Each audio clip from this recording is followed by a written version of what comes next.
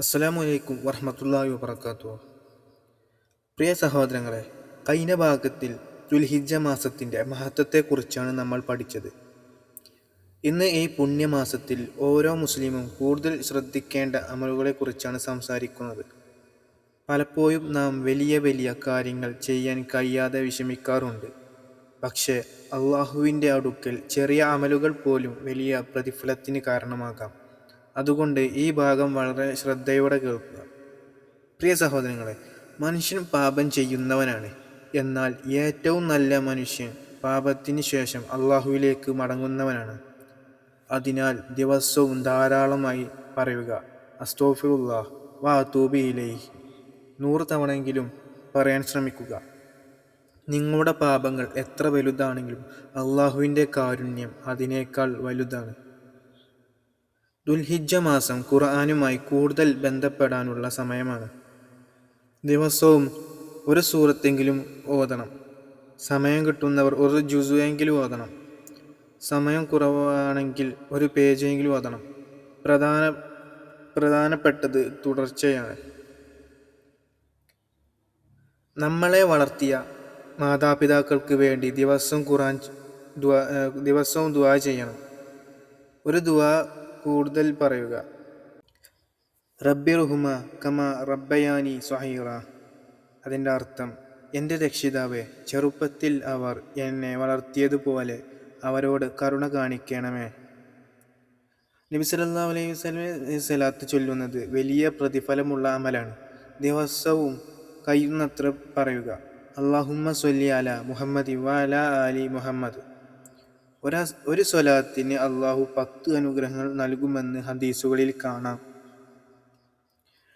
ഒരു ചെറിയ തുകയാണെങ്കിലും സ്വതക്ക നൽകുക. ഒരു വിശപ്പുള്ളവന് ഭക്ഷണം നൽകുക. ദാഹിക്കുന്നവന് വെള്ളം നൽകുക. അനാഥനെ സഹായിക്കുക. അള്ളാഹുവിൻ്റെ വഴിയിൽ ചെലവഴിച്ച ഒന്നും നഷ്ടമാകില്ല. പ്രിയ സഹോദരങ്ങളെ, പല കുടുംബങ്ങളിലും ചെറിയ ചെറിയ പ്രശ്നങ്ങൾ കാരണം വർഷങ്ങളായി സംസാരിക്കാതെ ബന്ധുക്കളുണ്ട്. ദുൽഹിജ്ജ മാസം അവരെ വിളിക്കാനുള്ള അവസരമാക്കുക. ഒരു ഫോൺ കോൾ, ഒരു സന്ദേശം, ഒരു സലാം. ഒരു പക്ഷേ അത് അള്ളാഹുവിൻ്റെ അടുക്കൽ വലിയ അമലായിരിക്കാം. ദിവസവും ഈ ദുആ ചൊല്ലുക. റബ്ബനാ ആതിനാ ഫിദ്ദുനിയ ഹസനത്തൻ വഫിൽ ആഖിറതി ഹസനത്തൻ വഖിനാ അദാബന്നാർ. അതിൻ്റെ അർത്ഥം, ഞങ്ങളുടെ രക്ഷിതാവേ, ഞങ്ങൾക്ക് ഇഹലോകത്തും നന്മ നൽകണമേ, പരലോകത്തും നന്മ നൽകണമേ, നരകശിക്ഷയിൽ നിന്ന് ഞങ്ങളെ രക്ഷിക്കണമേ. ഇത് വളരെ സമഗ്രമായ ദുആയാണ്. ഇന്ന് രാത്രി ഒറ്റയ്ക്കിരിക്കുക. അള്ളാഹുവിനോട് നിങ്ങളുടെ തെറ്റുകൾ സമ്മതിക്കുക. കരയാൻ കഴിയുന്നെങ്കിൽ കരയുക. കാരണം ആത്മാർത്ഥമായ തൗബയെ അള്ളാഹു ഇഷ്ടപ്പെടുന്നു. ഒരു മനുഷ്യൻ വർഷങ്ങളോളം പാപങ്ങളിൽ ജീവിച്ചു. ഒരു ദിവസം അവൻ ഹൃദയം തകർന്നു അള്ളാഹുവിനോട് തൗബ ചെയ്തു. ജനങ്ങൾ അവനെ പ്രതീക്ഷയില്ലാത്തവനായി കണ്ടു. പക്ഷേ അള്ളാഹു അവൻ്റെ തൗബ സ്വീകരിച്ചു. ഇതിൽ നിന്ന് നമ്മൾ പഠിക്കുന്നത് എന്താണ്? നിങ്ങൾ എത്ര അകലെയായാലും അള്ളാഹുവിൻ്റെ കാരുണ്യത്തിൽ നിന്ന് അകലെയല്ല. പ്രിയ സഹോദരങ്ങളെ, ദുൽഹിജ്ജ മാസം വെറും കലണ്ടറിലെ ഒരു മാസം മാത്രമല്ല, അത് അള്ളാഹുവിലേക്ക് കൂടുതൽ അടുക്കാനുള്ള ഒരു അവസരമാണ്. ഈ ദിവസങ്ങൾ കടന്നു പോകുന്നതിന് മുമ്പ് കഴിയുന്നത്ര നന്മകൾ ചെയ്യുക. അടുത്ത ഭാഗത്തിൽ ദുൽഹിജ്ജ മാസത്തിൽ പറയേണ്ട ഏറ്റവും ശക്തമായ ദുആകളും ദിക്റുകളും വിശദമായി പഠിക്കാം.